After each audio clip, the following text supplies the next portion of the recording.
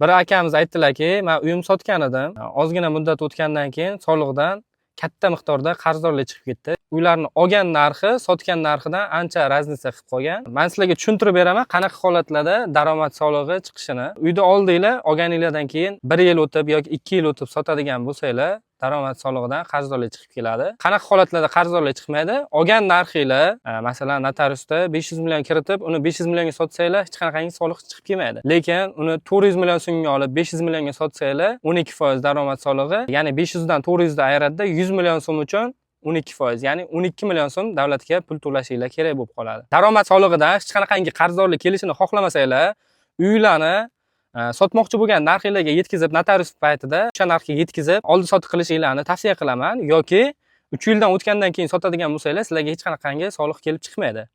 Mana shunaqa foydali videolarni o'tkazib yubormaslik uchun menga obuna bo'lib qo'yinglar. Bundan ham foydali bo'lgan videolarni sizlarga chiqarib boraman.